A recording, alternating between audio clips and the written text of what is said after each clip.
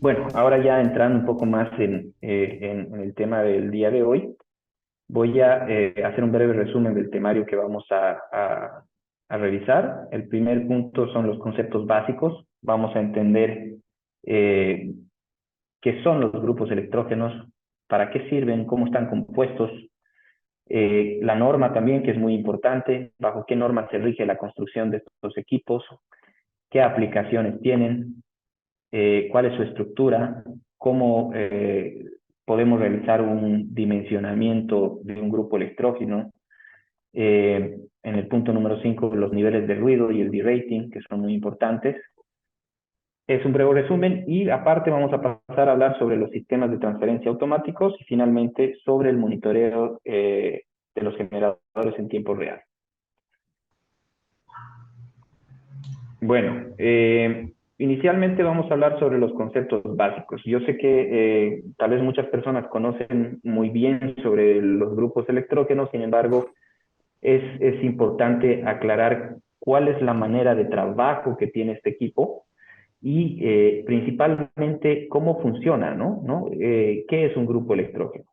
En base, un grupo electrógeno es el conjunto de ciertos componentes que nos ayudan a poder generar energía eléctrica. Eso hablando básicamente, ¿no? Y yendo ya a un tema un poco más conceptual, se trata de la conversión de energías a través de este grupo electrógeno. Hablamos inicialmente de una energía calorífica, que hablamos, en este caso llegaría a ser el combustible, puede ser el diésel o puede ser la gasolina, en caso de que sea un equipo de ciclo Otto o estemos hablando de un equipo que trabaja con diésel, ¿no?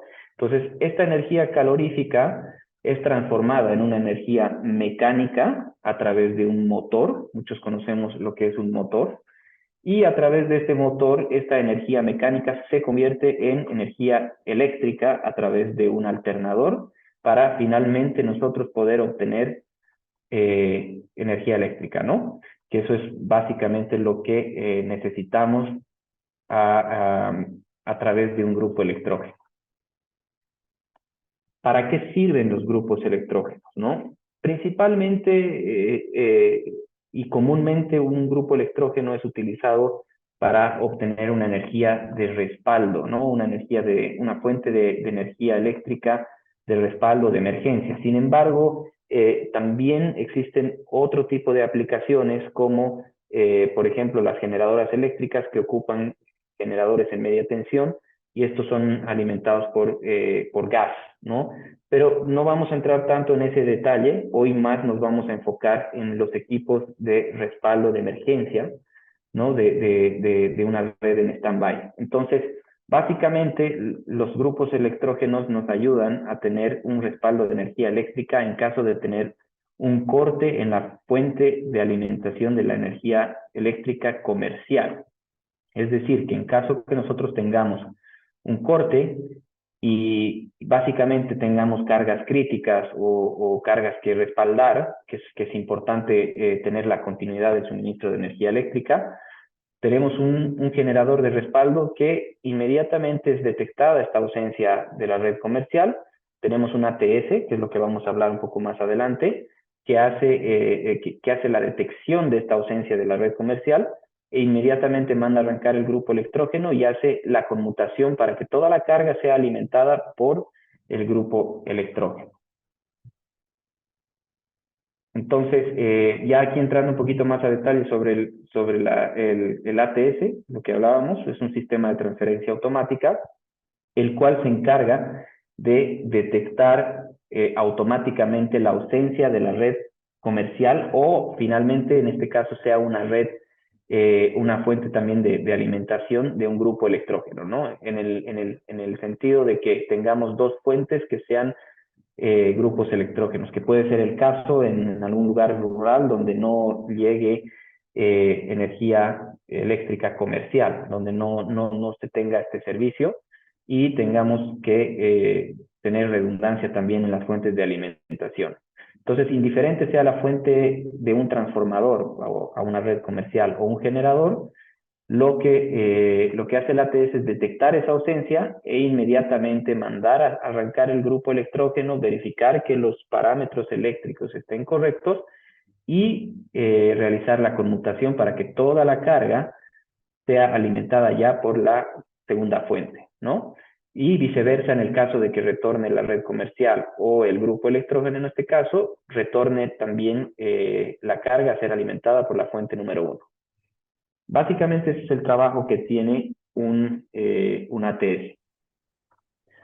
Ahora voy a entrar respecto a la normativa que se encarga de normar la construcción de estos grupos electrógenos. Entre ellas está la ISO 8528 y la IEC 634-1, ¿no? ¿Qué es lo que nos hablan estas normas y qué es lo que realmente clasifica? Principalmente la ISO 8528 es aquella que primero que nos indica que el motor puede ser de ciclo Otto, puede ser diésel, ¿no? Esto habla de que si el motor puede ser con un combustible a gasolina o a diésel. En el caso de los grupos electrógenos es muy frecuente ocupar diésel. ¿Por qué? Porque el diésel es mucho más eficiente y es mucho más económico además, ¿no? El ciclo Otto está más alineado con equipos portátiles, con generadores portátiles. También nos habla de que el alternador puede ser síncrono o puede ser asíncrono. Nos habla también de que dentro del grupo electrógeno debe contar con un controlador. Este controlador es el que se va a encargar de medir todos los parámetros eléctricos y que todo funcione correctamente.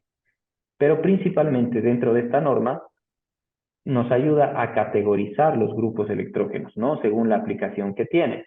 Esto lo voy a ampliar un poco más adelante, donde vamos a ver cómo es que los clasifican, ¿no? Y de acuerdo a la aplicación que estos tienen. Y finalmente la IEC 60034-1 cubre la utilización de los generadores para aplicaciones marítimas y terrestres, ¿no? Pero excluye a los grupos electrógenos para la utilización de la aviación, locomotoras o vehículos. Esta norma es un poco más amplia y bueno, abarca también otro tipo de soluciones porque las navieras ocupan mucho también este tipo de soluciones. Entonces, ya entrando un poco más en lo que es la ISO 8528 y la importancia de conocer esta norma y qué es lo que categoriza dentro de los grupos electrógenos, nos habla de que los generadores, los grupos electrógenos, están clasificados en 4 tipos de grupos electrógenos. Aquí tengo un error. Bueno, nos habla de que tenemos en el primer punto de clasificación una potencia de emergencia, STP, que es la clasificación standby, que es en donde más nos vamos a enfocar ahora, en la que nos explica que este generador es apto para trabajar como suministro de emergencia, ¿no? Que está en stand-by. En caso de emergencia, este equipo va a trabajar un tiempo limitado. Hablamos también del segundo punto donde nos habla que la potencia principal o de tiempo limitado, en el caso que es LTP, y también vamos con la tercera clasificación, que es la potencia principal por tiempo limitado, que es Prime. Hablamos de la clasificación PRP. Y la cuarta, que aquí tengo un error, habla de una potencia operativa continua COP, ¿no? Que es la clasificación COP. En este caso, hablando de ya específicamente de la potencia standby, podemos observar que la norma nos indica que esta clasificación del generador debe suministrar la potencia de emergencia durante una falla de la red eléctrica, ¿no? Como hablábamos hace un momento, en que la red comercial tiene una falla y debemos tener una red de reserva, una red de emergencia en la que pueda alimentar la carga a proteger. En este caso, normalmente es un generador de clasificación STP. Otro punto importante a tomar es que esta clasificación nos dice que el generador no debe exceder las 200 horas de trabajo al año. En este caso es un tema que ya va mejorado por las marcas, obviamente, de los motores, en los casos que nos dicen que el motor puede trabajar hasta 500 horas al año. Pero la norma nos pide que mínimamente debe cumplir las 200 horas al año, ¿no? ¿Por qué? Porque es un generador que trabaja en estado de emergencia, lo cual no está continuamente entregando energía eléctrica o está operando, ¿no? Por otro lado, también nos dice que el factor de carga promedio es del 70% según la clasificación auxiliar. Es decir, que la carga es variable, como podemos ver aquí. Estamos viendo la potencia versus tiempo, donde estamos hablando del consumo de la potencia nominal que puede tener el generador, que varía entre un 70-100%, y está en función al tiempo, ¿no? Entonces hablamos de una carga variable donde nos pide que este rango debe estar con una holgura del Cliente es 30%. de torniquete. Ah, pero ya yo lo subí, está en la carpeta. Lo mando normal. Marianela, ¿me ayudas, por favor? Ok. Entonces, vemos que tenemos una carga variable y la norma nos pide que este generador debe estar con un 30% de holgura, justamente para que podamos afrontar esa carga variable que en alguno de los casos puede exceder el 100%. Por otro lado, vamos a pasar al punto número 2, la segunda clasificación, donde nos habla sobre una potencia principal de tiempo limitado. En este caso podemos ver que la carga es constante, ¿no? Podemos ver aquí que la carga es constante. Y podemos ver que ahí los lapsos de tiempo son también constantes.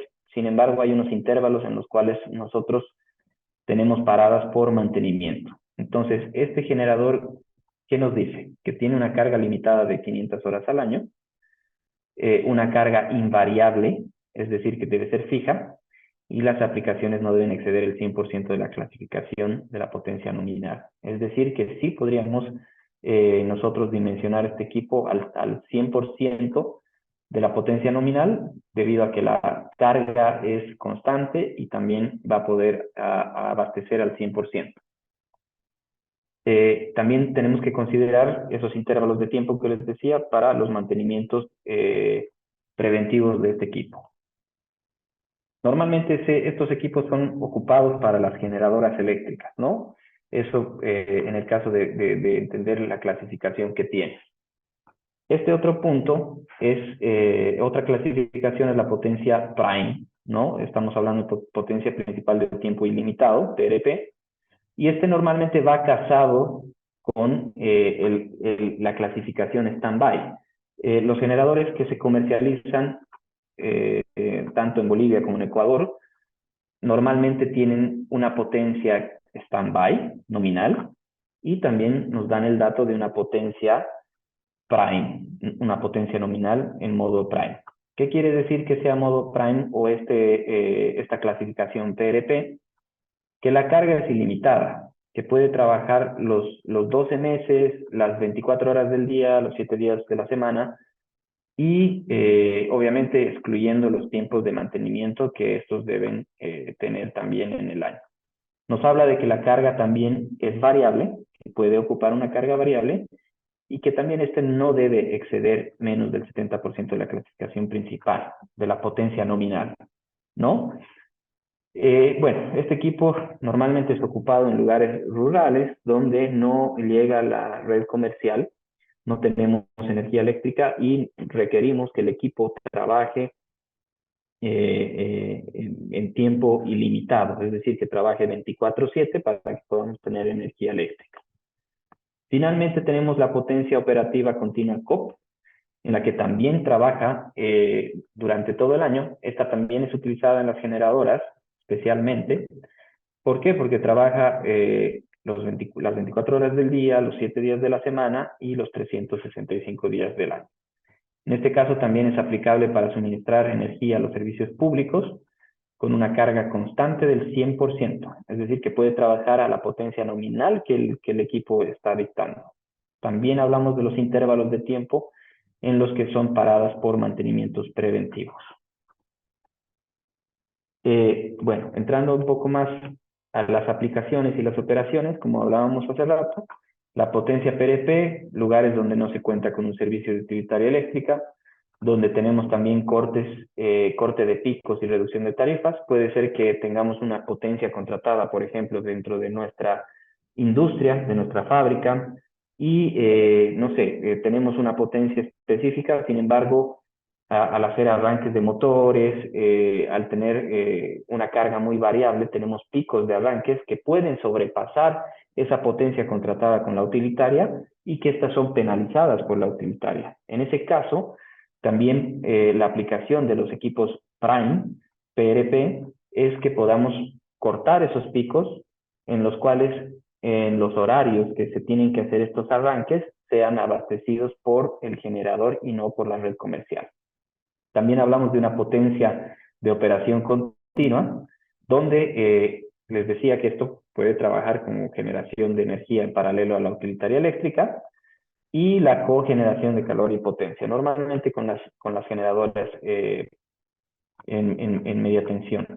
Hablamos también del STP, el stand-by, potencia auxiliar de emergencia, que son respaldos de sistemas de seguridad, cargas críticas, en algunos casos son exigidas por ley, como por ejemplo los hospitales, que por norma ellos deben contar con una red de emergencia.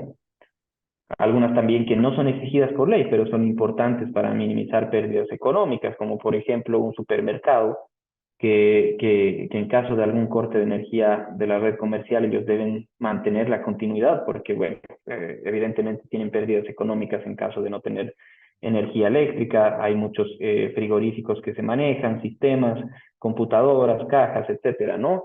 Otro ejemplo puede ser también que es obligatorio también, o bueno, no, que se decide tener un generador como respaldo eléctrico, como redundancia, una fábrica que tiene una producción 24/7 y que para ellos parar es una pérdida económica, ¿no? Imagínense 2 horas de paro de producción, ya es algo que afecta. Por ende, ellos optan por hacer una instalación de un generador eléctrico para que pueda tener la redundancia correspondiente y que la producción pues prácticamente nunca pare, ¿no? También hablamos del LTP, potencia principal del tiempo limitado, donde tenemos una carga base, nivel mínimo de demanda y reducción de tarifas, lo propio, ¿no? Esto está más enfocado en las generadoras. Pasamos también a las aplicaciones comunes del generador, como habíamos hablado, las que son obligatorias por ley, la emergencia opcional, que ya lo hemos mencionado, los rangos de operación, que son los stand-by y prime, que es lo que les decía, que son prácticamente lo que más se comercializa y lo que está dentro del segmento al que nos estamos enfocando. Y bueno, para entender un poco mejor, quiero enseñarles la estructura inicialmente de lo que compone un grupo electrógeno, y vamos a pasar también a ver cómo deberíamos dimensionar un equipo. Fíjense la gráfica, aquí ustedes pueden observar de qué compone un grupo electrógeno. Inicialmente hablamos de la bancada, ¿no? Esta bancada es el chasis, básicamente donde se sujeta el motor y el alternador. Tenemos una bancada. Esta bancada también cuenta con ciertos apoyos hacia la losa o hacia el suelo que amortiguan la vibración del generador. Se los voy a mostrar más adelante también, específicamente qué tipos de almohadillas podemos tener en un generador para justamente minimizar esa vibración que efectúa el equipo al momento de estar trabajando. También contamos con un tanque de combustible que normalmente está también dentro de la bancada. Tenemos un panel de control, un controlador, donde podemos observar todos los parámetros eléctricos, podemos estar sensando constantemente al motor y al alternador y al radiador, tanto la temperatura, la presión del aceite, el nivel de líquidos en el radiador, también los parámetros eléctricos como la tensión, como la corriente, las potencias, etcétera, ¿no? También hablamos de un alternador, un motor y un sistema de refrigeración, ¿no? Ustedes saben que los motores disipan mucho calor y es necesario tener un sistema de refrigeración para que el motor pueda trabajar correctamente. Por otra parte, se tiene lo que es la cabina insonora, ¿no? Muchas veces, bueno, especialmente en Bolivia, con un tema yo imagino, de reducir costos o ahorrar en un tema de presupuesto, lo que se hace es optar por un generador sin una caja insonora. Y bueno, la verdad es que hay muchas ventajas que se tiene al optar con un equipo con una cabina insonora, y además la diferencia en precio realmente no es mucha, ¿no? No es mucha, es muy mínima y bueno, lo recomendable es siempre que se ocupe una cabina insonora para resguardar el equipo, para poder protegerlo correctamente y además no tener un daño nocivo contra el medio ambiente, ¿no? Una contaminación acústica. Entonces, pasando un poco más a detalle sobre lo que son los motores y los alternadores, existen muchas marcas, tanto de los motores como de los alternadores. Eh, lo propio sobre el chasis, que es fabricado por la marca que se trabaja. En este caso, hablamos sobre las marcas de motores que pueden venir configurados de acuerdo al requerimiento del cliente. Pueden venir con motores de la marca Mitsubishi, de la marca Perkins, Volvo, Baudouin, que es una excelente marca, Iveco, Grupel, Doosan.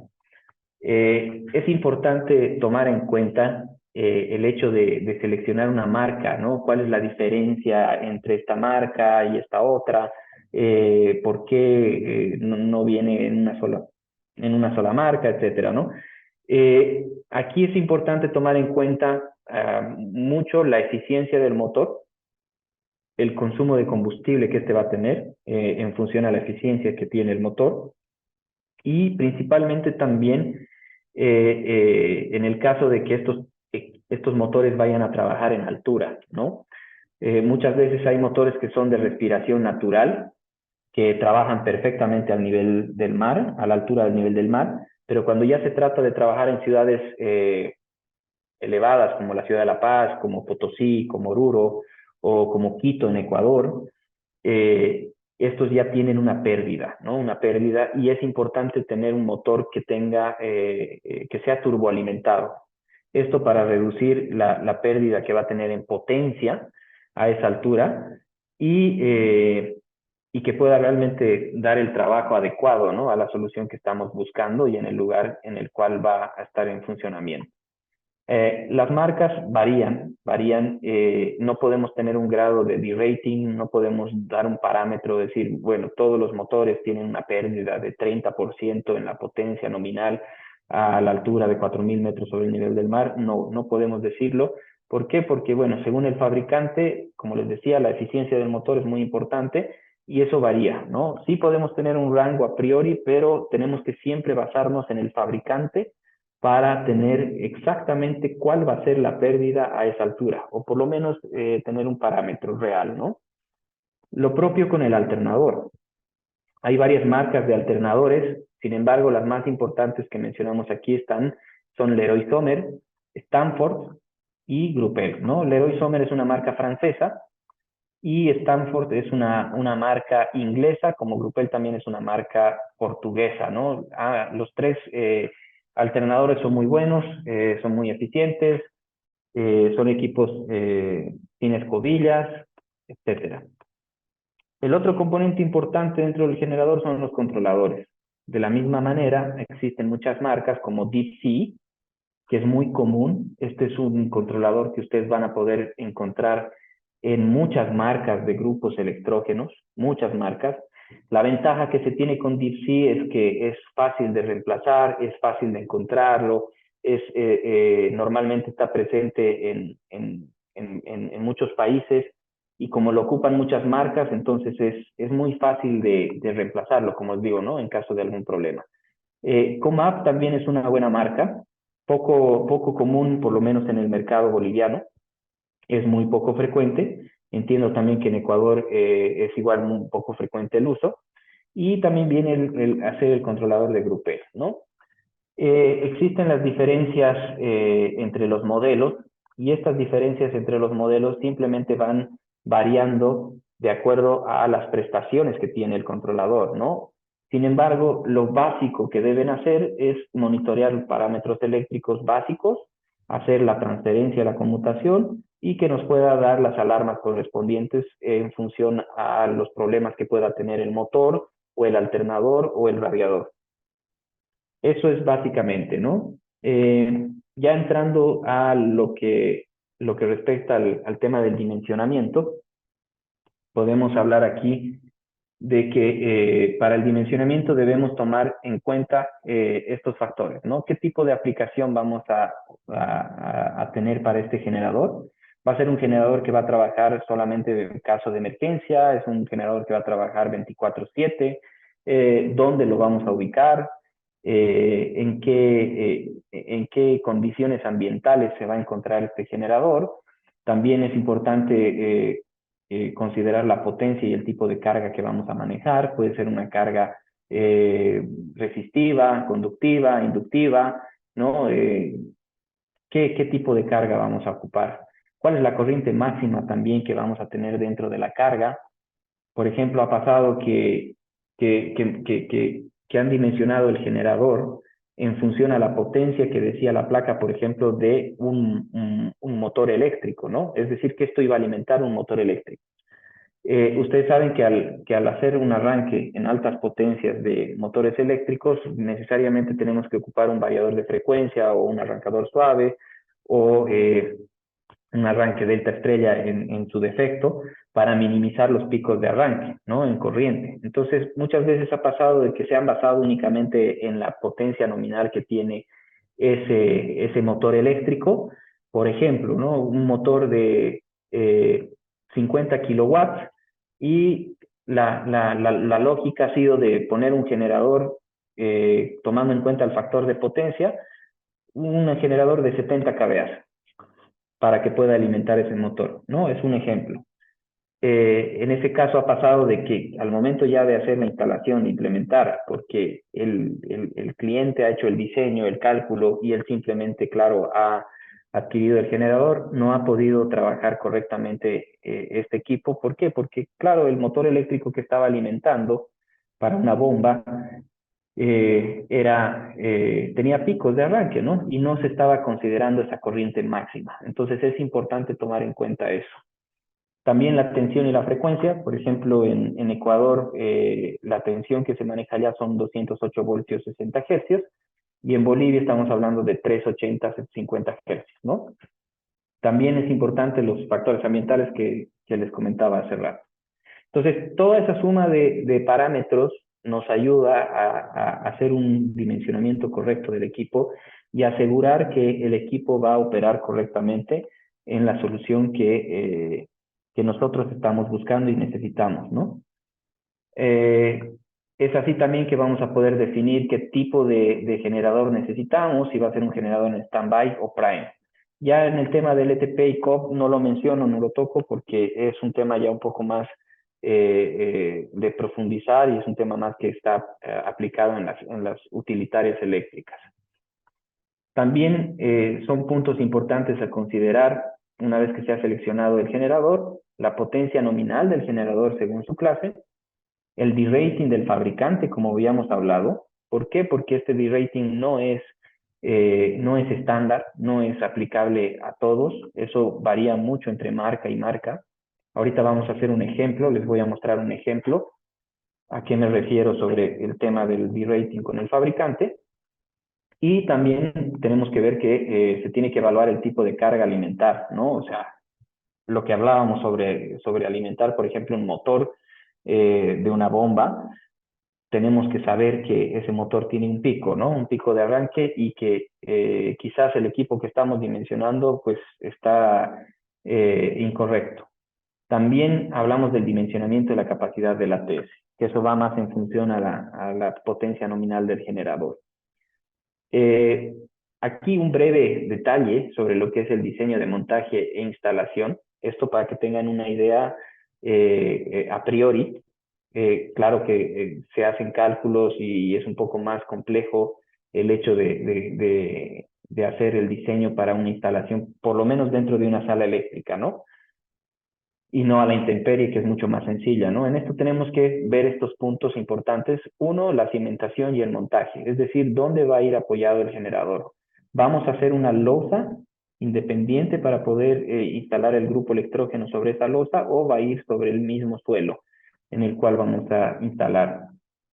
Otro punto importante es el sistema de escape.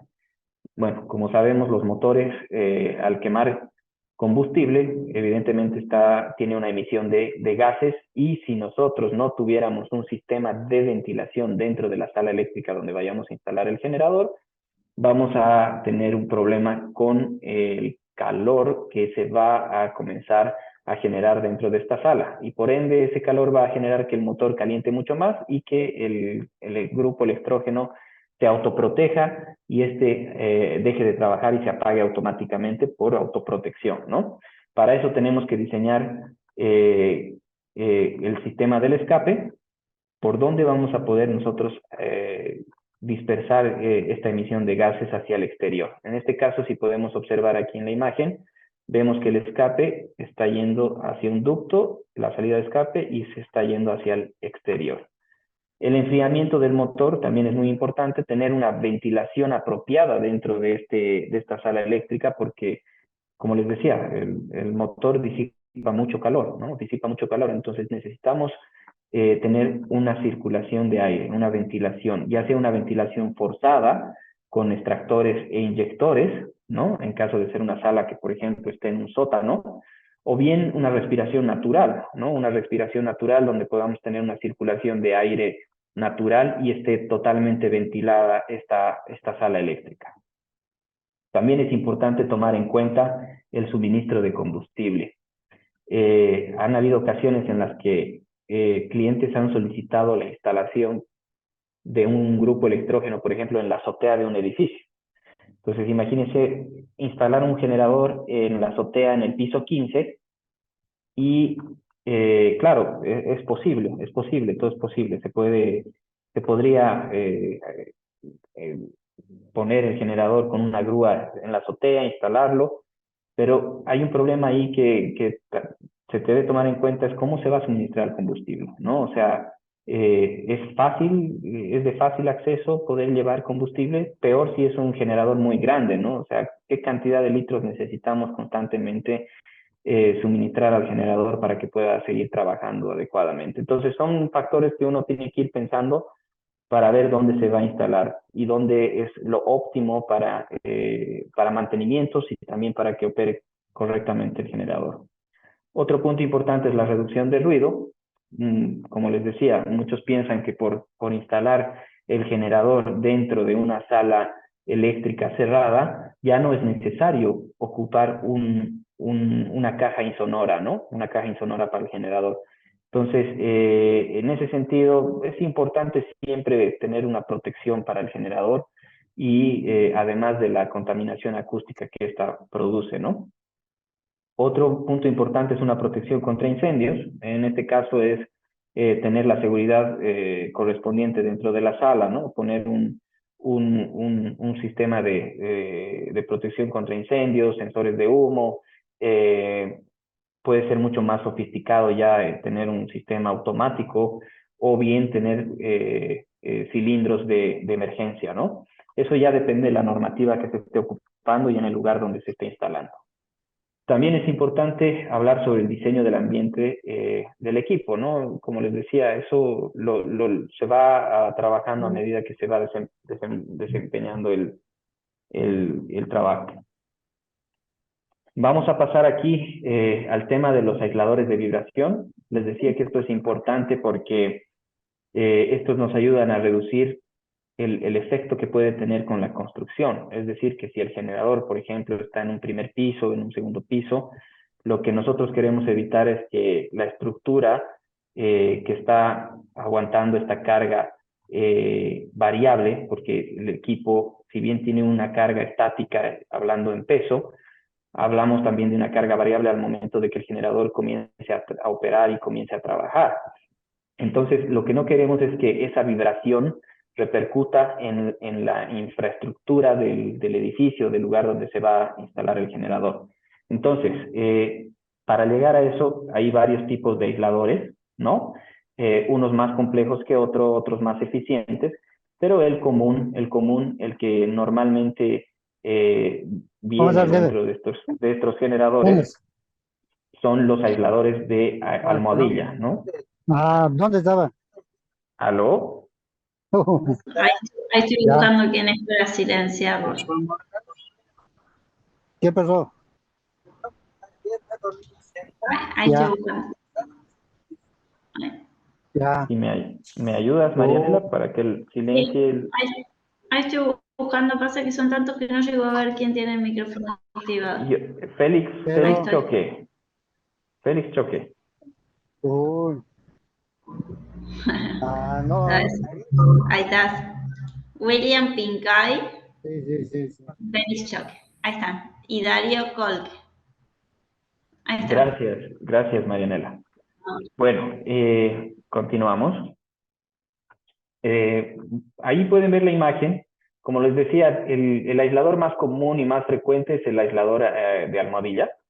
Este generalmente está hecho de una goma y lo que hace es reducir entre más o menos un 75% la vibración del generador, ¿no? Lo que queremos evitar es esa transmisión de esa vibración hacia la infraestructura donde está soportando el generador. También hablamos de un sistema Silent Block que reduce más o menos 80%. Otro tipo de aisladores de resorte también que reducen hasta el 95%. Y los más eficientes para, para aislar justamente esta vibración son los aisladores de aire. Son aisladores neumáticos que reducen hasta un 99% en la vibración del generador, ¿no? Pasando a hablar ya sobre el derating y los niveles de ruido, inicialmente voy a hablar sobre el derating. Aquí hablábamos de que los grupos electrógenos que van a trabajar en altura y en condiciones ambientales más, por ejemplo, de altura, que son mucho más elevadas, se deben tomar en cuenta la potencia efectiva que este equipo nos va a entregar a esa altura, ¿no? Entonces, para eso, ¿qué debemos tomar en cuenta? ¿No? Por qué los generadores tienen problemas con estos factores ambientales? Porque existe menor presión atmosférica en altura, también tenemos menor oxígeno en altura, por lo tanto la combustión del motor es mucho más deficiente, ¿no? Esto debido a que hay una ausencia de oxígeno, y ustedes saben que para que la chispa pueda generar la combustión con el diésel dentro de las cámaras del motor, necesariamente es tener una buena cantidad de oxígeno. Entonces, por eso es que se da este tipo de problemas en altura. También el combustible puede llegar a tomar bastante temperatura debido a la deficiencia también del motor. También hablamos de que podemos tener un aire más caliente, eso en lugares que son más cálidos. El aire caliente también tiene un impacto dentro del performance que tiene el motor del generador. También disminuye la eficiencia de la refrigeración, tenemos pérdida de potencia y otros factores más, ¿no? Esos son los problemas que nos genera en altura un grupo electrógeno. Entonces, ya yendo aquí al ejemplo, para que se entienda mejor, si pueden ver la gráfica, tenemos aquí el factor de derrateo, que es el valor al que nosotros debemos multiplicar la potencia nominal del generador, versus la altura sobre el nivel del mar. Es decir, y bueno, este derrateo también está a una temperatura estándar de 25 grados Celsius, ¿no? Porque hablábamos también que la temperatura afecta. Pero fíjense aquí a la derecha, tenemos cinco puntos, ¿no? 4 motores y un alternador. En este primer motor, fíjense que hablamos de un motor de marca Perkins, que es turboalimentado. ¿Qué significa que es turboalimentado? Que tiene un sistema que ayuda a que la respiración sea absorbida de una manera más eficiente y pueda llegar más oxígeno a las cámaras de combustión y por ende el motor pueda generar más potencia y pueda trabajar correctamente. También hablamos de un motor Perkins de respiración natural. ¿Qué significa esto? Que no tiene ningún sistema que ayude a absorber de manera más potente el tema del oxígeno. ¿Por qué? Porque no es necesario, ¿no? Porque puede ser un equipo que va a trabajar a nivel del mar, a la altura del nivel del mar, entonces no es necesario.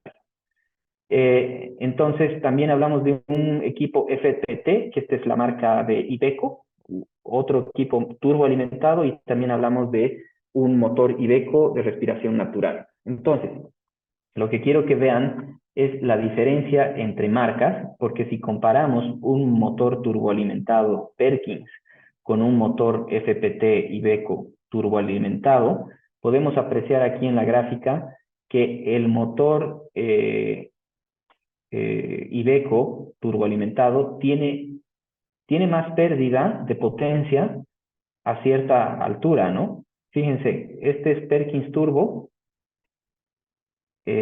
donde podemos observar que esta es la curva, ¿no? Esta es la curva de pérdida que tiene el motor, donde la estoy señalando. Si se fijan, vayamos al ejemplo de que este motor debe trabajar a 3.000 metros sobre el nivel del mar. 3.000 metros sobre el nivel del mar. Entonces estamos hablando de que a esa altura el motor Perkins turboalimentado va a tener simplemente una pérdida aprox del 8%, ¿no? Si nos vamos aquí. Si se fijan, un 8%. Es decir que si la potencia nominal de ese motor es de 100 kVA, a 3.000 metros este equipo simplemente va a poder entregar 92 kVA. Esa es la potencia efectiva que va a poder entregar a 3.000 metros sobre el nivel del mar. Pero si nosotros nos vamos a comparar el motor Perkins con el motor Iveco, que también es turboalimentado, a la misma altura, fíjense que la curva aquí es un poco más variable, y a 3.000 metros, que estamos ahí donde el punto exacto donde yo lo estoy poniendo, a 3.000 metros sobre el nivel del mar, tenemos una pérdida aprox del 13%, ¿no? Eso quiere decir que la potencia efectiva para este motor de marca Iveco turboalimentado a 3.000 metros sobre el nivel del mar, simplemente va a entregar una potencia efectiva de 87 kVA, ¿no? De los 100 kVA nominales que tiene en placa. Pero el equipo Perkins turboalimentado también es mucho más eficiente. Por tanto, a diferencia del otro, a 3.000 metros sobre el nivel del mar nos va a entregar 92 kVA. Entonces, aquí lo que quiero que noten es que se den cuenta la diferencia que hay de pérdidas de potencia entre marcas, ¿no? Y no hay una regla estándar en la cual nosotros podemos decir, bueno, a 3.000 metros la pérdida es tanto el porcentaje, más arriba tenemos tanto, no es constante, o sea, tenemos que siempre tomar en cuenta el fabricante. Ahora, fíjense la pérdida de un motor de respiración natural en ambos casos, que son las curvas aquí. Aquí tenemos una curva de un motor Perkins de respiración natural, y aquí tenemos otra curva de un motor Iveco de respiración natural. Si nos vamos a los 3.000 metros sobre el nivel del mar, vamos a poder observar que también hay una diferencia en pérdida de potencia en ambos casos, ¿no? En Iveco, que nos entrega una menor potencia efectiva, y en Perkins, que, bueno, es mayor.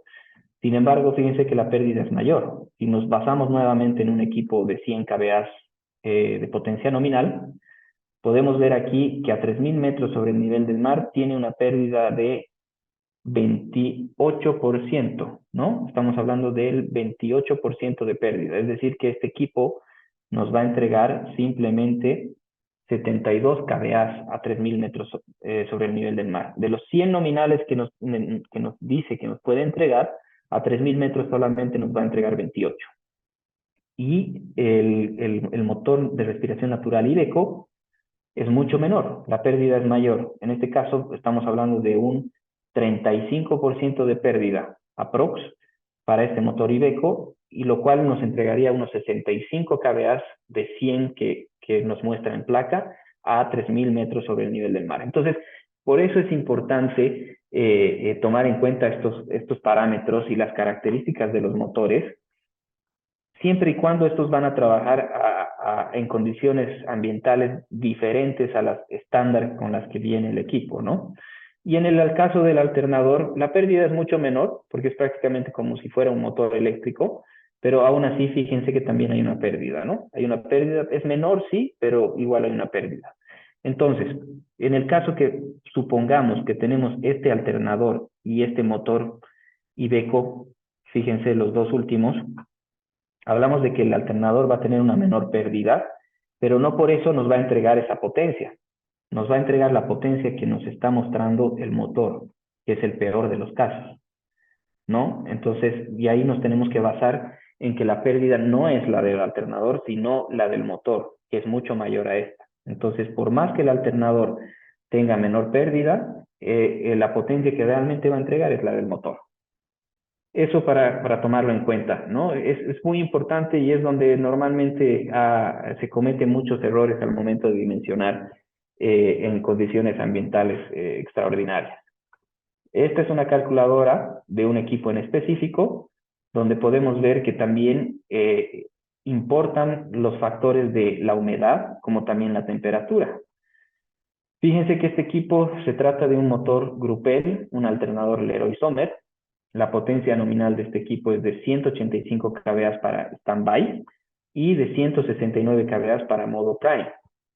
En este caso queremos saber qué potencia nos va a dar a 2.500 metros sobre el nivel del mar, a una temperatura promedio de 30 grados Celsius, con una humedad relativa del 60%. Ya la calculadora nos dice que vamos a tener una pérdida del 20%, donde la potencia efectiva a esta altura y a estos parámetros ambientales va a ser de 148 kVA en standby y de 135 en modo prime.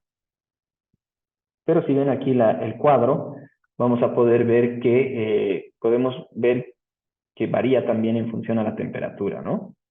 A 2.000 metros, a 25 grados Celsius, tenemos 157 kVA, pero si estuviera trabajando este equipo a 40 grados Celsius, vemos que va a reducir 3 kVA en la potencia. Entonces, eso es un detalle a priori para que lo puedan tomar en cuenta. Y yo sé que podríamos ahondar más en el tema, pero creo que me estoy excediendo en el tema, enfocándome solamente en eso.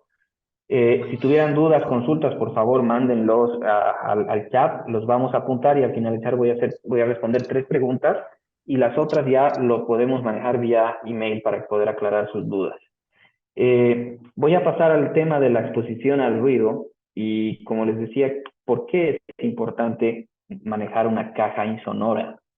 Fíjense, este es el nivel de ruido, niveles típicos con los que manejamos. Estamos hablando en decibelios, de 0 a 140 decibelios, y donde tenemos umbrales, ¿no? Umbrales en el cual el oído humano es capaz de soportar el ruido, y en umbrales de dolor donde es nocivo para la salud y también para el medio ambiente. Entonces, aquí de 0 a 20 decibelios, fíjense que es el ruido que ustedes van a escuchar en un bosque, de 20 a 40 decibelios en una biblioteca, 60 decibelios en una oficina, el ruido de un camión son aproximadamente unos 80 decibelios, un jet, un avión de 120 a 140 decibelios, que ya es un umbral del dolor. Entonces, con estos parámetros ustedes se pueden dar cuenta dónde se encuentra el generador en caso de ocupar una caja insonora y en caso de no hacerlo. Si nosotros ocupamos una caja insonora, vamos a estar aquí a unos 65 decibelios, ¿no? Del nivel de ruido, que prácticamente es más o menos el mismo nivel de ruido que hay en una oficina. Pero si nosotros no ocupáramos una caja insonora, vamos a entrar en este rango, dependiendo la potencia, ¿no? Si hablamos de un generador de gran potencia, podría llegar a ser tan nocivo como un avión. Entonces, es importante ocupar una caja insonora, no solamente por un tema acústico, sino también un tema de protección también para el generador. Muchas veces, como les decía, omiten usar una caja insonora en una sala eléctrica, porque dicen, ya está dentro de una sala eléctrica, ya está protegido el equipo, entonces no pasa nada. Pero aparte del ruido que este produce, Al tener nosotros una ventilación natural, hay accesos para que roedores, insectos y muchas otras cosas puedan ingresar dentro de esta sala eléctrica, y les digo que hasta se han encontrado gatos metidos dentro de los motores porque buscan calor, y pues que nos han generado daños dentro del equipo y que pues ha sido muy costoso reparar. Entonces, es importante siempre ocupar una caja insonora por ese motivo. Bueno, eso es el tema de los generadores. Yo sé que ha sido mucha información, tal vez no hemos, hay muchas cosas que se pueden profundizar más, pero he tratado de resumir los puntos más importantes para que puedan ustedes tomar en cuenta y entender cómo pueden ocupar esa información para que pueda ser útil, ¿no? En las soluciones que ustedes aplican a diario. Ahora voy a pasar a hablar sobre los sistemas de transferencia automática. En este caso, yo ya he dado una premisa inicialmente sobre cuál es el trabajo y el funcionamiento que tienen, y ahora lo que les estoy mostrando es un sistema de transferencia convencional. Realmente es algo que hasta el día de hoy se sigue ocupando, y no está mal, funciona, sí funciona, pero normalmente hay muchos puntos de posibles errores que pueda tener el equipo, posibles puntos de falla, mejor dicho, ya que se trata de un tablero de transferencia automática que está armado convencionalmente, es decir, que está armado a base de temporizadores, contactores, protecciones y en algunos casos como PLCs. Y bueno, es una solución que sí ha funcionado hasta cierto tiempo, pero para esta solución ya esto lo único que implica es gran cantidad de componentes dentro del tablero. Fíjense cuántos componentes tiene este tablero y cuántos puntos de posible falla puede tener. Por eso esta solución ya es obsoleta. Es una solución que ya no se ocupa porque trae mucho problema, ¿no? Es decir, el mayor punto de falla en una transferencia, les digo, es siempre el ATS. El generador normalmente está bien conservado, está bien mantenido, es un equipo que está trabajando como emergencia, ¿no? Entonces, imagínense, apenas tiene a lo mucho 200 horas de trabajo a 500 horas al año, dependiendo del lugar. Entonces, el equipo está apto para arrancar inmediatamente. Pero donde se produce normalmente el fallo al momento de hacer una transferencia es casi siempre en el sistema de transferencia, en el sistema de transferencia automático. Entonces, lo que yo quiero mostrarles es que, fíjense, esta solución convencional que se tenía antes era en el cual se contaba con contactores, con protecciones, con bobina shunt, con PLCs, no, una serie de cantidad de componentes que tiene el tablero, que también son posibles puntos de falla y que siempre en su mayoría de sus casos han generado algún problema por no tener un trabajo óptimo. Sin embargo, nosotros hemos apostado por este equipo, que lo venimos comercializando ya hace mucho tiempo, y que se trata de un ATS ya totalmente embebido, ¿no? Con un módulo de potencia, un módulo motorizado y un módulo de control, ¿no? Esto que nos facilita, que ya trabajamos en un sistema de transferencia en base a seccionadores, que nos ayuda a tener mayor certeza sobre la transferencia. También tenemos un módulo motorizado que automáticamente hace la conmutación y es totalmente eficiente, y la tasa de errores es muy mínimo, ¿no? Es muy mínimo. Pero, ¿por qué es mínimo? ¿Por qué? ¿No? Hablábamos aquí sobre este convencional ATS que estaba regido sobre las normas IEC 60947-1-2-4-5, que si muchos lo conocen bien, son las normas que rigen en la construcción y la fabricación de ya sea de las protecciones, ya sea de los contactores, ya sea de los temporizadores, perdón, principalmente de las protecciones, ¿no? Protecciones, termomagnéticos, caja moldeada, etcétera. Pero no hay una sola norma que que rija la construcción del conjunto. Es decir, no hay una norma que nos diga, sí, este tablero de transferencia automática que tiene protecciones, que tiene bobina shunt, que tiene contactores, temporizadores, PLC, está fabricado correctamente y va a operar eficientemente, ¿no? De manera eficaz, que es lo que más queremos. Entonces, no existe una norma, pero sí que existe una norma, que es la 6094-7-6, que define las características de una función de ATS. Es decir, que sí nos da la certeza de que el conjunto de los tres módulos que hablábamos aquí, el de potencia, el módulo motorizado y el de control, que sí tiene un trabajo eficaz, ¿no? Entonces, a lo que quiero llegar es que este ATS del que estoy hablando, lo pueden ver aquí en imagen, un poco más detallado, esta construcción de este equipo está normada por la IEC, en la cual pues han sido ensayados los equipos para que puedan trabajar de manera eficaz y en conjunto de todos los componentes que tiene este ATS. Entonces, además de que es un equipo compacto, es un equipo que tiene bastantes prestaciones, es un equipo confiable, es un equipo que eleva los índices de disponibilidad eléctrica de cualquier red que nosotros quisiéramos implementar esta solución. Entonces, es un componente unipieza, ¿no? Es modular, es fácil de reemplazar en caso de tener algún problema con algún módulo, que se puede reemplazar en caliente, no es necesario quitar todo el tablero. También dispone de una pantalla LCD donde podemos visualizar todos los parámetros eléctricos. Tenemos un display con analizador de energía. También tenemos comunicación Ethernet, RS485. También puede ser un TCP/IP para poder monitorearlo remotamente desde otra red. Tiene un software para la configuración de los mandos. Es decir, es muy completo. Si lo buscan en internet van a poder encontrar muchas más características del equipo. Tiene registro de eventos, tiene mediciones de potencia, módulos de comunicación, como les decía, fácil configuración del software, es plug and play, es súper intuitivo. Tiene también la posibilidad de programar los arranques periódicos del grupo electrógeno. Muchas veces el equipo electrógeno está trabajando de manera de respaldo y puede ser que en el lugar donde se ha instalado el generador realmente sea muy mínimo los cortes de la red comercial en el año, pero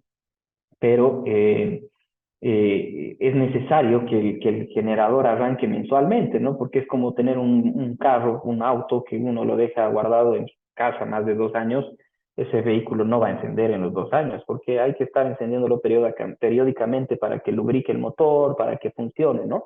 Lo propio pasa con los generadores. Entonces, el equipo tiene una facilidad de poder programar mensualmente el arranque del generador sin hacer la transferencia y durante un tiempo, ¿no? Para que este pueda ser mantenido correctamente. Adicionalmente, tiene un web server y tiene un software que es muy intuitivo, donde podemos visualizar los estados del conmutador, podemos ver las mediciones principales, la extracción de los últimos eventos. Es súper completo el equipo, ¿no? Aquí pueden ver el estado, fíjense, este es el web server. Aquí podemos ver la red comercial, el transformador y el generador. Entonces podemos observar en qué estado se encuentra, las potencias, etc. Es una solución de Socomec. Y aquí podemos ver una solución con un generador, ¿no? Que viene en un tablero y es súper, súper compacto. Bueno, eso por un tema del ATS. Espero que haya sido claro. Yo sé que hay muchas cosas más para ahondar, pero bueno, básicamente es lo que es una pieza importante que normalmente tiene fallas al momento de hacer la conmutación. Entonces es importante tomarlo en cuenta. Ahora voy a pasar a hablar sobre lo que es el CMMS Here Edge, ¿no?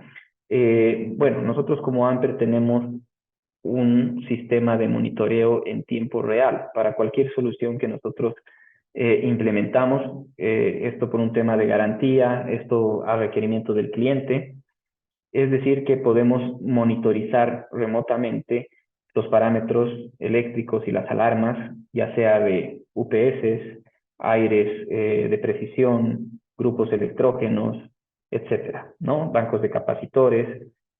Y eso es justamente lo que yo ahora quiero mostrarles, ¿no? Si pueden observar aquí, esta es básicamente cómo funciona el sistema. Hablamos de que en este cuadrante ustedes pueden observar su empresa, que tiene varios activos. Entre ellos pueden ser bancos de capacitores, aires de precisión, grupos electrógenos, UPS, un data center, etcétera, ¿no? Estos componentes ya vienen con un módulo de comunicación. Normalmente lo tienen, esto para que el área de TI pueda monitorizar las alarmas de los equipos, y mucho más aún cuando se trata de la carga crítica que se está manejando dentro de la empresa, ¿no? ¿Cómo es conectado?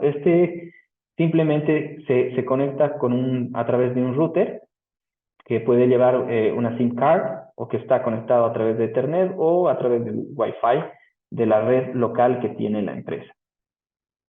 Se conecta a través de una VPN hacia la nube, y en la nube se encuentra el CMMS Here Edge. ¿Qué hace el CMMS Here Edge? Recopila toda la información a través de los módulos de comunicación, ¿no? Como los parámetros eléctricos. Pero sí falta 6 minutos, ¿no? Como... buenas Así tardes. que trátenme bien porque no quiero putearlo por teléfono. No. Por Estoy favor, pasando clase. Hola, dice. por favor, el micrófono. Ahí está, silenciado. Quitar el micrófono, dice Choco. No, yo no soy. Estimado Pablí, ¿será que puede apagar su micrófono? Gracias. Ok, ya podemos seguir. Bueno, les decía. Entonces, lo que hace el software básicamente es recopilar la data, la información, y procesarla y mostrarla de una manera que podamos tener indicadores, ¿no? Analíticas. Es decir, en un caso de un aire de precisión, ver la temperatura a la que está configurada, la humedad, etcétera, ¿no? Entonces, el software está dentro de la nube.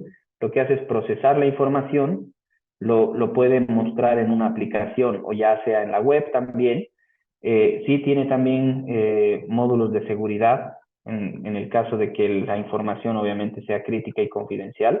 Eso es algo que es muy importante mencionar. Se guarda la base de datos del histórico de estos equipos, y principalmente muestra las analíticas, ¿no? Donde nosotros vamos a poder tener indicadores sobre el equipo. Esto también viene al monitoreo remoto, donde podemos ingresar solicitudes de trabajo en caso de que se generan alarmas. Es decir, que el equipo puede presentar alarmas, y como es una condición crítica, automáticamente puede generarse con una solicitud de trabajo para que los técnicos puedan apersonarse al sitio y dar solución al problema, ¿no? Alarmas en tiempo real, monitorización y acceso mediante la web. Ahora, yo les voy a mostrar de una manera un poco más práctica. Este es el CMMS con que nosotros trabajamos, es con lo que gestionamos los mantenimientos preventivos y correctivos, donde dentro de Amper se tienen protocolos para hacer dichos trabajos, y tenemos dentro de esta plataforma una pestaña adicional que es el CMMS Edge, donde vamos a poder justamente visualizar estos equipos que les decía que se pueden monitorizar en tiempo real. Aquí podemos ver el monitoreo de activos, qué activos están actualmente siendo monitorizados. En este caso pueden ver que es un banco de capacitores, un UPS, routers, aire de precisión, la cantidad y algunos parámetros que son configurables, ¿no? Estos son como gadgets que son personalizables y que a primera impresión cada cliente puede ordenarlo de manera que necesite ver algunos parámetros importantes que él crea correspondiente, ¿no? Se tiene una lista de los activos, se tienen los códigos, ¿no? Hay que hacer clic ahí para ingresar al monitoreo. En este caso podemos ver un ejemplo de un aire de precisión, Stulz, que esto es de la caja bancaria, si no me equivoco, donde podemos ver todos los parámetros que están configurados, los últimos datos recibidos, el estado actual, Y abajo podemos ver un dashboard donde en tiempo real se está midiendo la temperatura y la humedad y si se ha generado algún tipo de alarma. Lo propio aquí para tener un monitoreo de análisis. Podemos entrar al histórico para ver también por fechas, en días pasados, semanas pasadas, desde el día que se está haciendo el monitoreo. Por otro lado, también podemos ver el estado de los activos, podemos configurar las prealarmas, es decir, poner los rangos, los parámetros que nosotros necesitamos saber en cuanto salten estas alarmas y que nos notifiquen, ya sea vía email o ya que ingrese una orden de trabajo inmediatamente, etcétera, ¿no? Podemos ver también aquí el dashboard de activos con más alarmas activadas. Tenemos también una lista de activos que pueden ser varios, ¿no? Dentro de una empresa que se requiera monitorizar. Tenemos también aquí el tema de los aires, etcétera. Esto yo lo voy a mostrar mejor en la página directamente, como un ejemplo real, para que puedan entenderlo mejor. Bueno, aquí fíjense, esta es la pestaña, como les explicaba, sobre el CMMS Edge. Podemos ver aquí el tema de las alarmas, los reportes, los parámetros. Y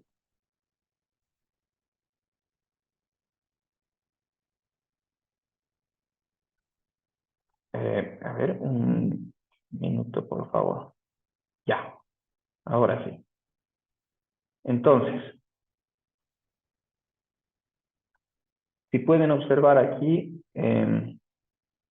tenemos una lista de los activos, ¿no? Podemos ver unos indicadores de qué activos estamos monitorizando. En este caso son 3 bancos de capacitores, 2 aires de precisión. Estos son los routers que están conectados justamente con los equipos. Estamos monitorizando un grupo electrógeno, etcétera, ¿no? Supongamos que voy a entrar a ver un activo de algún cliente, en este caso. Por ejemplo, tenemos aquí un aire de precisión de la sala data center, de la caja bancaria privada, y podemos observar que el equipo está online, el router está conectado, el equipo está encendido, el estado de alarmas está inactivo, eso por decisión del cliente. Tenemos una temperatura mínima, al rango que se está midiendo en este preciso momento. Cuál ha sido la temperatura máxima del día, el compresor está apagado, está encendido, cuál es el estado, la humedad, cuál es la humedad que exactamente en este momento se está midiendo, cuál es la temperatura mínima del día, etc. Entonces, aquí pueden ver los indicadores, los dashboards. Esto es en tiempo real. Si se fijan,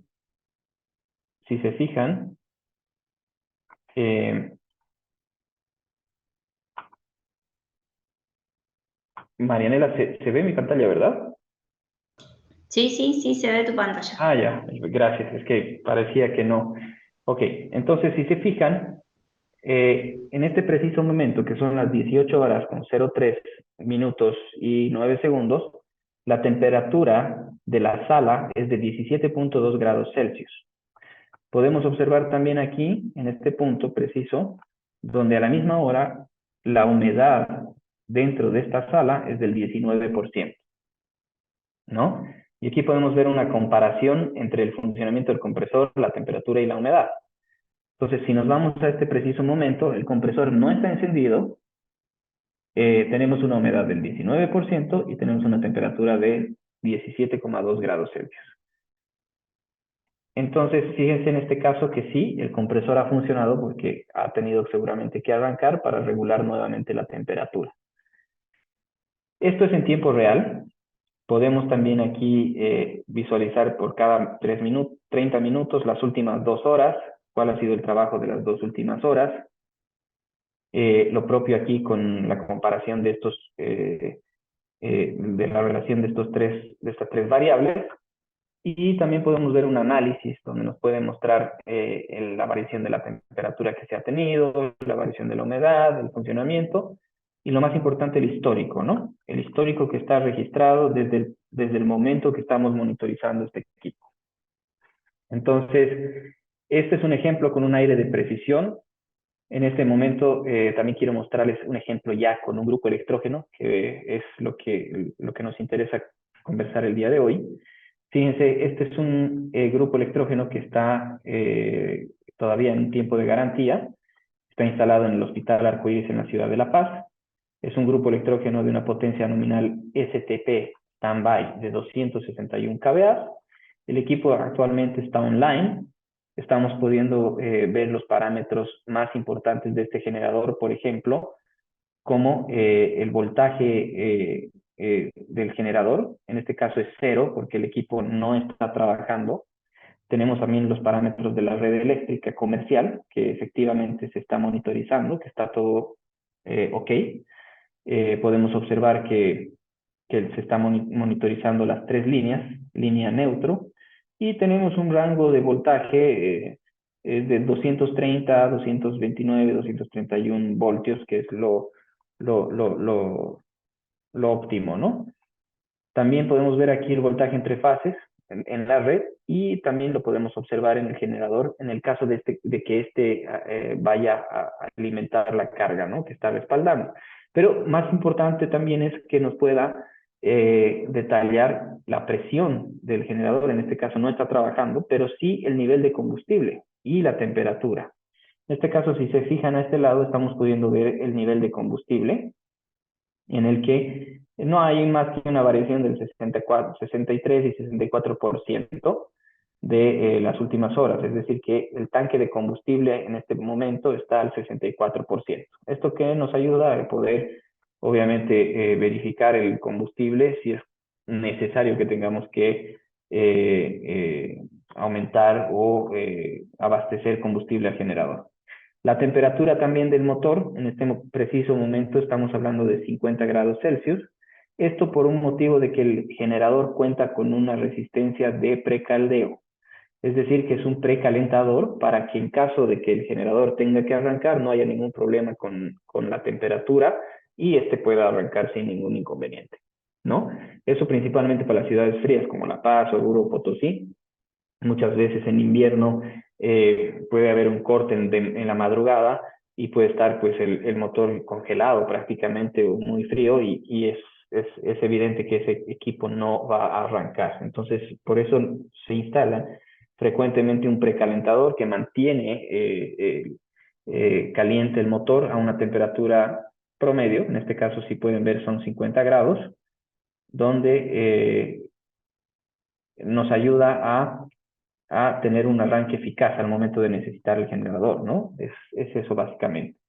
Entonces, si se fijan, ahí son varios parámetros que se están monitorizando en tiempo real, y en este caso también podemos ver el histórico, ¿no? Podemos ver un histórico y ver cuándo el equipo ha arrancado, cuándo ha podido abastecer la red de emergencia o cuándo no. Podemos ver aquí las tensiones. Podemos descargar también estos valores en diferentes formatos. Puede ser en Excel, en CSV, formato CSV, Excel, para que podamos buscar los valores, un PDF. También tenemos filtros, podemos filtrar desde la gestión que se está monitorizando. Por ejemplo, podemos ver junio, etcétera, ¿no? Ahora, bueno, es mucha más la información que se maneja dentro de esto, pero lo que quiero básicamente mostrar es que es muy importante tener este tipo de soluciones para aquellos lugares donde tenemos carga crítica, carga en la que inmediatamente nosotros tengamos una alarma, un problema, podamos ser notificados, ¿no? Notificados para dar solución inmediata. Ahora les voy a mostrar el ejemplo. Este es un ejemplo que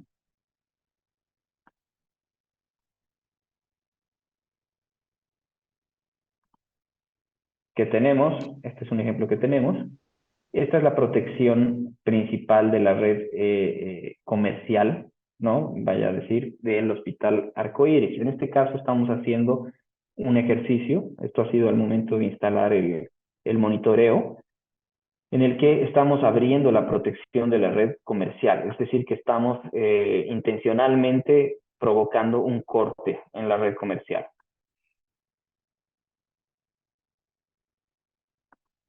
Marianela, ¿me confirma si se escucha y si se ve, por favor? Te iba a preguntar justamente si tiene sonido, porque no se escucha, pero sí se ve. Sí, yo tengo audio. Entonces El ahí, video tiene sonido. entonces tendría que... Ah, aquí está, ya lo tengo.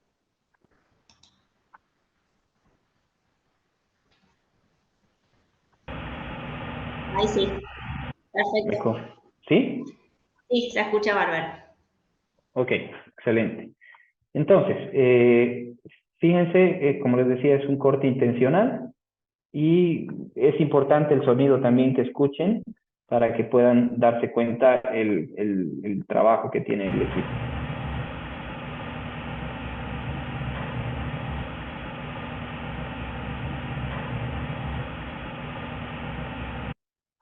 Fíjense en este caso, en la pantalla, en el lado izquierdo tenemos al técnico que intencionalmente va a ocasionar un corte de la red comercial. A la derecha podemos ver el controlador, el DeepSeed 7320, que es el controlador del generador, ¿no? Donde podemos ver claramente que dice generador en reposo y obviamente está en modo automático. A la izquierda inferior podemos ver el ATS. Ahí tenemos el sistema ATIS-P. No, perdón, en este caso es el ATIS-G. De Socomec, el que les había mostrado hace rato, y si se fijan ahí detalladamente hay unos LEDs, no sé si se ve mi mouse, hay un LED en el que está encendida la fuente 1 y esa es la red comercial. Entonces podemos ver que en la fuente 2 está apagado y en ese caso, ¿qué quiere decir? Que el generador obviamente está en reposo, ¿no? El generador está en reposo y la red comercial es la que está alimentando la carga. Y a la derecha inferior pueden observar que está el detalle del CMMS Here, donde se está mostrando los parámetros en tiempo real. Y ahí es donde ustedes van a poder observar el cambio que hay al momento de que se hace el corte y cómo la gráfica va mostrando el comportamiento del generador.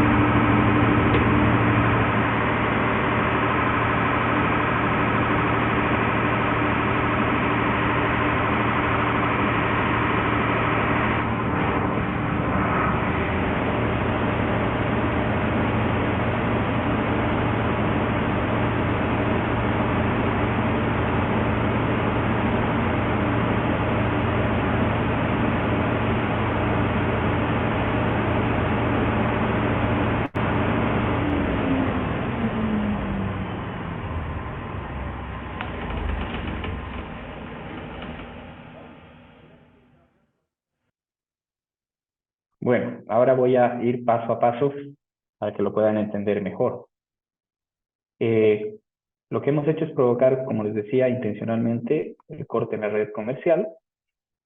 Inmediatamente el ATS debe detectar esa ausencia de tensión en la red comercial y mandar un pulso al generador para que el generador pueda arrancar, se pueda establecer sus parámetros eléctricos correctamente y una vez que estén los parámetros óptimos, haga la transferencia de la carga a la fuente de alimentación de la red de emergencia, en este caso el generador. Y es ahí donde retorna la luz, ¿no? Si se van a dar cuenta es que allí es donde va a retornar la luz en la sala, ¿no? Entonces, aquí abajo donde ustedes pueden ver los parámetros, si se fijan, en la red comercial, en este lado, tenemos, debido al corte que ha realizado intencionalmente, que a un comienzo, si lo pueden ver ahí abajo, no sé si se alcanza a ver, teníamos tensión entre línea y neutro, ¿no? Aquí están los parámetros. Voltaje de la red, y ahí podemos ver fase, línea a línea, que tenemos 397 voltios, ¿no? Y el voltaje del generador, 0. ¿Por qué? Porque está apagado. Entonces, una vez que se ha realizado el corte, ya podemos apreciar que no hay voltaje en la red comercial y que ya el ATS automáticamente manda la señal para que el generador arranque. El generador arranca.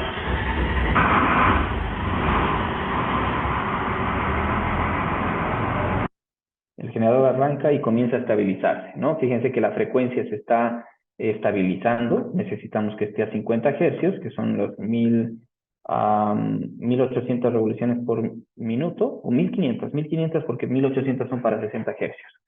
Entonces, y ahí vamos a poder ver que la tensión va poco a poco estabilizándose.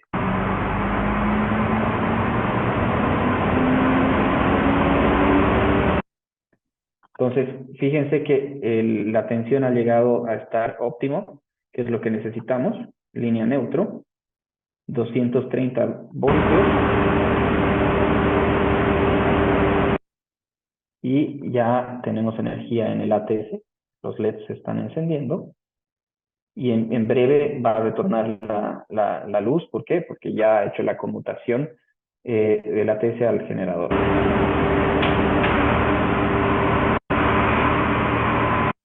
Listo. Entonces, fíjense, la luz ha retornado y como podemos ver ahí, si se fijan en el mouse, ahí los LEDs ya encendieron de la fuente de alimentación 2 y que está alimentado la carga a través del generador, ¿no? La red comercial estamos en 0.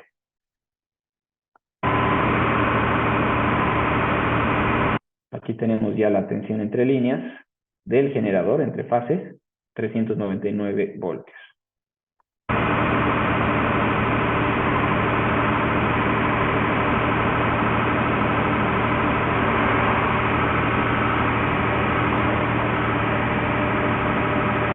Podemos ver también que el generador ya está alimentando la carga. En este caso tenemos un consumo de 63 amperios por línea. Y ahí podemos verificar que paralelamente se está pudiendo visualizar esto de manera remota.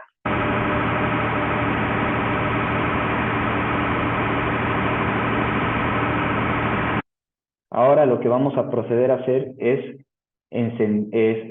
cerrar nuevamente el breaker, es decir, que vamos a volver a tener suministro de la red comercial.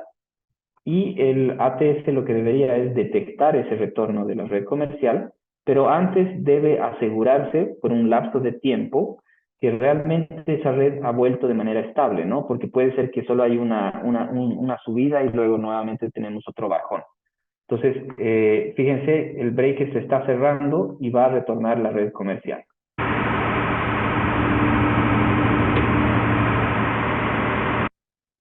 Ahí podemos ver, fíjense los LEDs, este es el ATS, en que la red comercial ha retornado, ¿no? El LED es un indicador en el que nos dice que tenemos tensión en la red comercial. Y evidentemente seguimos con la red de emergencia, que es el generador que está alimentando la carga. Ahora, lo que debe hacer el ATS, como les decía, es verificar que la red comercial que ha retornado tenga todos los parámetros eléctricos totalmente en orden, ¿no? Que todos los parámetros estén correctos y que realmente tengamos una red estable para que recién la carga sea transferida nuevamente a la red comercial. Entonces, se toma un tiempo y ya después de eso lo que debe hacer es hacer la conmutación y volver a la red comercial y después de un tiempo apagar el generador.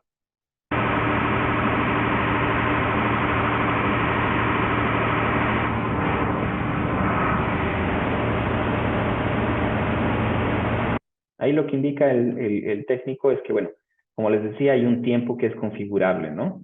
Es un tiempo que aquí nosotros podemos configurar en el temporizador en segundos. ¿Cuánto tiempo vamos a dar para que esta red, pues, verifiquemos que realmente ha retornado correctamente? Simplemente es eso.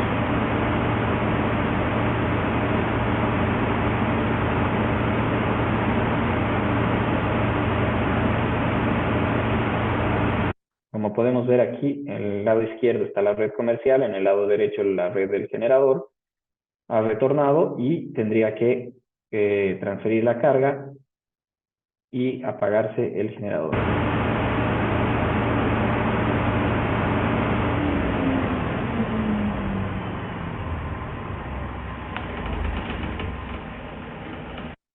Ahí al lado derecho podemos observar que, bueno, igual con el sonido, que el equipo se ha apagado y que ya no tenemos tensión en el generador y la carga ya está siendo alimentada nuevamente por la red comercial.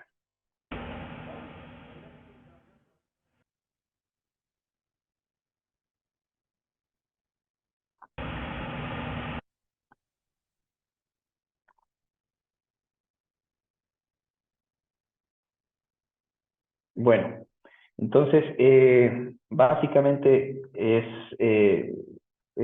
eso. Para finalizar, me gustaría mostrar algunas aplicaciones que hemos realizado a lo largo de este tiempo con Amper. Algunas de las más importantes, tenemos una solución en La Paz, en el Hospital de la Portada, no sé si algunos lo conocen, tenemos un generador ahí de 750 kVA. También tenemos otro grupo electrógeno en Sucre de 261 kVA. En el Banco Unión, Asamblea Legislativa, tenemos dos grupos electrógenos de 605 kVA. Tenemos también en Diaconía otro generador de 350 kVA, Caja Petrolera 200 kVA. Lo propio, Banco Mercantil 380 kVA, Banco FIE, son 35 grupos electrógenos que se han instalado a nivel nacional, sistema monofásico de 11 kVA. Este ha sido un proyecto un poco complejo, sí, porque si pueden apreciar aquí, por un tema de espacio, el banco requería que se instale el generador arriba, ¿no? Nuevamente aquí con el Banco Unión, cierta cantidad de generadores que se han instalado también a nivel nacional. Estos son las torres MOL. Este es un tema de logística también que ha sido complejo ingresar estos generadores, los edificios que están en la ciudad de La Paz, ahí en la Arce. Esto también es en Tarija, para el de transmisión, dos grupos de 88 kVA. Este era un caso especial también porque nos pedían un tanque de 1000 litros, ¿no? Un tanque que pueda abastecer mayor autonomía al generador. El Banco Unión también, donde podemos ver que es el generador de 261 kVA. Esto es Nabol también en Riberalta, un grupo electrógeno de 150 kVA. Torres MOL, lo propio. Y así, podemos ir avanzando. Este también es otro caso en las radiobases de Nuevatel. Son varios equipos que hemos instalado que también nos pedían un tanque de 1000 litros en la base para tener mayor autonomía. Esto es en Picacho, lo propio.